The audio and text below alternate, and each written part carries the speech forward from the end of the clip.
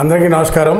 ఇటీవల తెలంగాణ రాజకీయాల్లో రోజుకో రకమైన కార్యక్రమాలను చేపడతా ఉంది బీఆర్ఎస్ పార్టీ ఊహించిన ఓటమి తర్వాత అటు కేసీఆర్ కానీ, కేటీఆర్ కానీ, హరీష్ రావు కానీ, కవిత కానీ, సంతోష్ కానీ వీళ్ళెవరూ కూడా అధికారం లేకుండా ఉండలేకపోతున్నారు, బతకలేకపోతున్నారు. కారణం ఏంటంటే 10 సంవత్సరాల పాటు చెప్పిందే వేదంగా తిరుగులేని ఆధిపత్యాన్ని చెలాయించిన ఈ 5గురు కూడా ప్రభుత్వం ఓడిపోయిన తర్వాత, బీఆర్ఎస్ పార్టీ ఓడిపోయిన తర్వాత కాంగ్రెస్ పార్టీ మీద ఎక్కడలేని ఉక్రోషం, కోపం, ప్రజల మీద కూడా ఆక్రోషం వెలుబుచ్చుతూ ఉన్నారు ఈ నాయకులందరూ. మరీ ముఖ్యంగా కేటీ రామారావు గారు ఎక్కడ పడితే అక్కడ ఏది పడితే అది మాట్లాడుతూ ఉన్నారు. ఇటీవల నిన్న మొన్న వార్తల్లో చూస్తూ ఉంటే ఆయన మీద ఆల్రెడీ చాలా అభియోగాలు ఉన్నాయి. మనం అనుకునేది రోజు వినే వార్తలు ఏంటంటే గవర్నర్ దగ్గర పర్మిషన్ పెట్టారు, ఇది రేస్ దాంట్లో కానీ ఇంకా ఇతరితర కుంభకోణాలు ఉన్నాయి, ఆ కుంభకోణాల్లో కేటీఆర్ని అరెస్ట్ చేస్తారని రోజు వార్తల్లో వింటూ ఉన్నాం. ఇది ఏం జరుగుతుందో చూడాలి. అయితే ఈ నిన్నగాక మొన్న ఈ కొడంగల్ నియోజకవర్గంలో దుగ్గిరాల మండలంలో లగచర్ల, పులిచెర్ల, చంకాపేట మొత్తం 5 విలేజెస్లో ఈ ఫార్మా విలేజ్ ఏర్పాటు చేయాలి, అక్కడ భూ సేకరణ చేయాలనే ఉద్దేశంతో కలెక్టర్ మొదలగు అధికారులంతా కూడా ఆ విలేజ్కి వెళ్ళి ప్రజల ఒపీనియన్ తీసుకుంటాకి ఆ గ్రామాల్లో పర్యటించడం జరిగింది. ఈ సందర్భంగా కేటీఆర్ గారు అక్కడ గతంలో ఓడిపోయిన మాజీ ఎమ్మెల్యే పట్నం నరేందర్ రెడ్డి గారి ద్వారా, అక్కడ సురేష్ అనే ఒక బీఆర్ఎస్ కార్యకర్త ద్వారా, మరికొంతమంది కార్యకర్తల ద్వారా ఒక కార్యక్రమాన్ని చేపట్టారు. అదేంటి, అధికారుల మీద దాడి చేసి వాళ్ళని చంపేస్తే ఎంత ఖర్చు అయినా పర్వాలేదు, ఎంతవరకు వెళ్ళినా పర్వాలేదు, అవన్నీ నేను చూసుకుంటానని కేటీఆర్ గారు పట్నం నరేందర్ రెడ్డి గారికి చెప్పినట్టు, నరేంద్ర గారు కింద ఉన్న ఫాలోయర్స్కి చెప్పినట్టు ఒక ప్లాన్ ప్రకారం ఈ కార్యక్రమం చేయడం జరిగింది. ఆ కార్యక్రమంలో భాగంగా అధికారుల మీద దాడి చేస్తే గ్రామస్తులు అడ్డుకున్నారు. ఇంతకీ ఇక్కడ విశేషం ఏంటంటే ఎవరైతే దాడి చేశారో 18 మంది 20 మంది కుర్రాళ్ళు, వాళ్ళకి అక్కడ భూములు లేవు.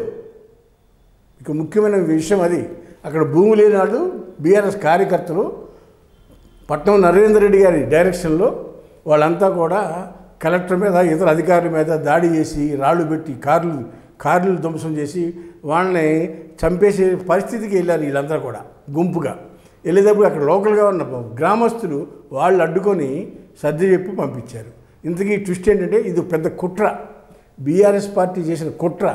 ఈ కుట్రలో నిన్న ఉదయం వీళ్ళ phone conversation, KTR, Narender Reddy to Suresh అనే ఏటు ముద్దాయి, వీళ్ళందరూ ఫోన్ కాన్వర్జేషన్ మొత్తం ప్రభుత్వం దగ్గర ఉన్నాయి. వీళ్ళందరూ ప్రభుత్వం తీసుకొచ్చారు. ఆల్రెడీ ఫోన్ కాన్వర్జేషన్ మొత్తాన్ని సేకరించి ప్రభుత్వం పోలీస్ యంత్రాంగం నిన్న సురేష్ అనే అతన్ని, పట్నం నరేందర్ రెడ్డిని అరెస్ట్ చేయడం, పట్నం నరేందర్ ఇమీడియట్లీ 14 రోజులు రిమాండ్ పంపించడం.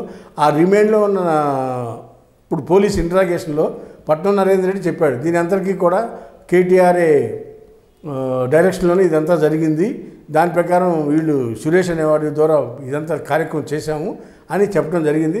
ఆల్రెడీ A1గా పట్నం నరేందర్ రెడ్డి, A2గా సురేష్ అనే అతని బీఆర్ఎస్ కార్యకర్తని పోలీసులు అరెస్ట్ చేసి రిమాండ్కి కూడా పంపించారు.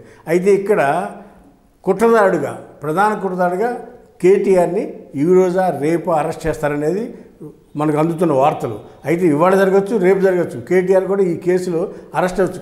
దీని అంత కుట్ర ఏంటి, ప్రభుత్వం ముఖ్యమైన అధికారులు, కలెక్టర్ లాంటి వాళ్ళని చంపేయాలని కుట్ర అంటే ఎంత పెద్ద కుట్ర ఇది. ఒక తెలంగాణలో ఏ రోజు లేని సంస్కృతిని క్రియేట్ చేసి ప్రభుత్వాన్ని అస్థిరపరచాలని కుట్రలో భాగం ఇది కేటీఆర్ని కూడా ఇవాళ కానీ రేపు కానీ అరెస్ట్ చేస్తారనేది మనకు అందుతున్న సమాచారం.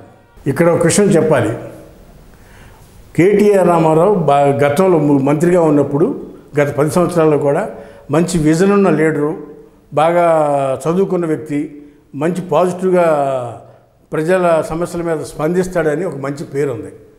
ఆయన అధికారం పోయేటప్పటికి ఏం చేయాలో అర్థం కాక ఇలాంటి కుట్రలో, ఇది ఎలాంటి ఒక రౌడీ షీటర్ మనస్తత్వం ఉన్న రాజకీయ నాయకుడు చేయాల్సిన కుట్ర, అలాంటిది కేటీ రామారావు లాంటి చదువుకున్న వ్యక్తి ఇలాంటి కుట్రలో పాల్పంచుకున్నారంటే ప్రజలు అసహించుకుంటున్నారు. మరీ ముఖ్యంగా గ్రామీణ ప్రాంతాల్లో కేటీ రామారావు మీద అసహించుకుంటున్నారు.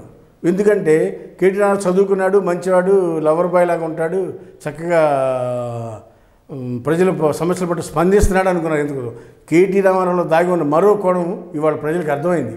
అధికారం లేకపోతే ఉండలేకపోతున్నారు అనేది వీళ్ళ మీద ప్రజలు అసహించుకుంటున్నారు. ఇవాళ ప్రభుత్వం దగ్గర ఉన్న సమాచారం ప్రకారం పోలీసు ఉన్నతాధికారులు కూడా ఈ కేసు మీద సమీక్షించారు. దీని మీద తగిన చర్యలు తీసుకోవాలి, ఇమీడియట్లీ యాక్షన్ తీసుకోవాలని ప్రభుత్వం కూడా ఉంది. శుక్రవారం కానీ శనివారం కానీ అరెస్ట్ చేసి కేసు కోర్టు కూడా సెలవులు వచ్చేటట్టు చూసి ప్లాన్ చేసి రిమాండ్ పంపిస్తారనేది అర్థమవుతూ ఉంది. అంతేకాకుండా ఇక్కడ కేటీ రామారావు గారిని ఎప్పుడైతే వర్కింగ్ ప్రెసిడెంట్ చేశారో బీఆర్ఎస్ పార్టీకి, ఆ రోజు నుంచి రాజకీయంగా ఏ నిర్ణయాలు తీసుకున్నా కేటీఆర్ ఫెయిల్ అవుతారు. అంతేకాకుండా బీఆర్ఎస్ పార్టీకి కేటీ రామారావు చేసే చర్యల వలన పార్టీ పతనం అవుతుంది, బూమరాంగ్ అవుతుంది. ఆయన ఒకటి అనుకుంటే అది ఇంకోటి జరుగుతుంది.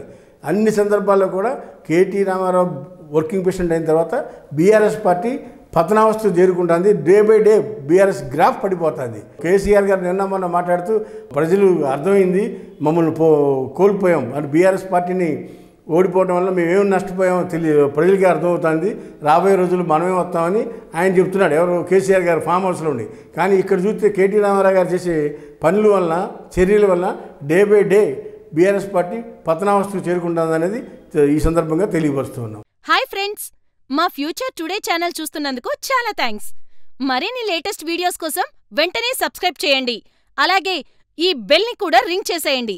మా లేటెస్ట్ వీడియోస్ నోటిఫికేషన్స్ అన్నీ మీ మొబైల్లో వస్తాయి.